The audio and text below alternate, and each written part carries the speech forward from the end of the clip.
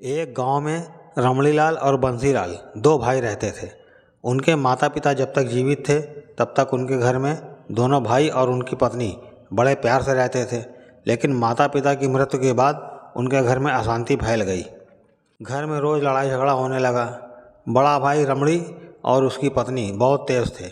छोटा भाई बंसी खेती का काम बड़ी मेहनत से करता था और उनकी फसल भी अच्छी होती थी। उसकी पत्नी घर का सारा काम करती थी। दोनों के दो दो बच्चे थे। बड़ा भाई लालची किस्म का था। उनके दो मकान थे जो एक दूसरे से काफ़ी दूरी पर थे। जिसमें वो लोग रहते थे वह पक्का बना था और दूसरा कच्चा बना था जिसमें कोई नहीं रहता था। एक सुबह रमणी बोला, बंसी सुनो, आज खेत पर न जाना। आज मैं घर और खेतों का बंटवारा करूँगा। यह सुनकर बंसी और उसकी पत्नी चौंक गए। बंसी बोला, यह क्या कर रहे हो भैया?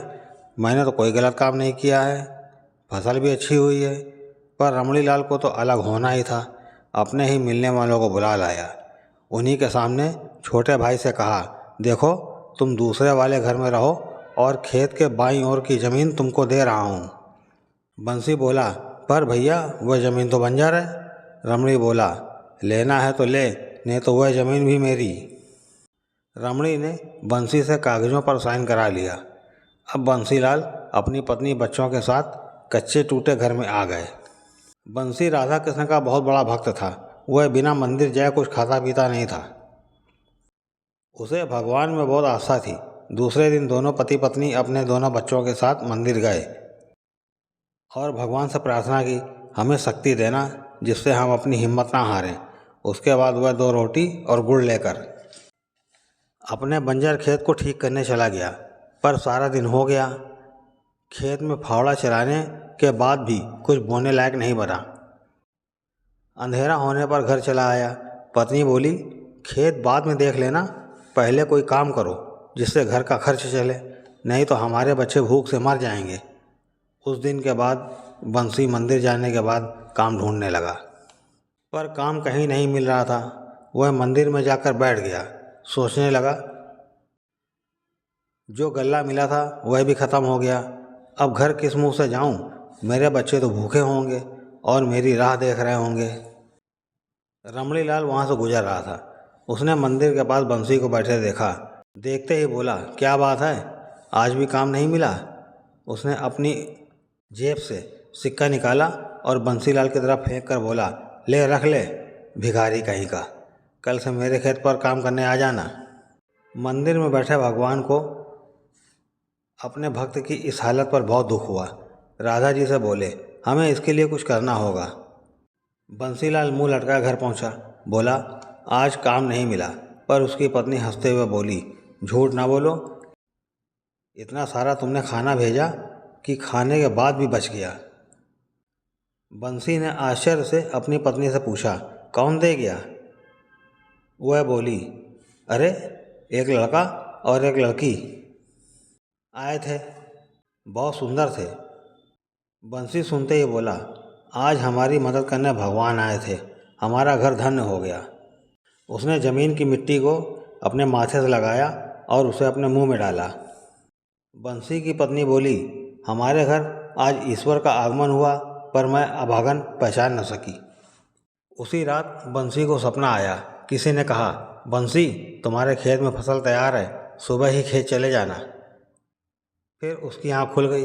अपनी पत्नी को जगाया। बोला, अरे सुनती हो, अभी मुझे सपना आया था, हमारी फसल तैयार है, पर मैंने तो कुछ बोया ही नहीं। वह बोली, अभी सो जाओ, सुबह खेत पर जाकर देख आना, शायद भगवान का चमत्कार हो। उसके बाद बंसी को नींद नहीं आई। सुबह 4 बजे नित्य क्रिया से निवृत्त होकर वह राधा कृष्ण मंदिर में दर्शन करने के बाद खेत में गया। उसने देखा फसल लहरा रही है। उसकी पत्नी और बच्चे भी आ गए। अपने लहराते खेत को देखकर उनकी खुशी का ठिकाना ना रहा। ये बात जब बड़े भाई को पता चली कि बंजर ज़मीन रातों रात लहरा गई तो वह दंग रह गया। वह भागता हुआ उसके खेत पर गया जहाँ बंसी अपनी फसलें काट रहा था।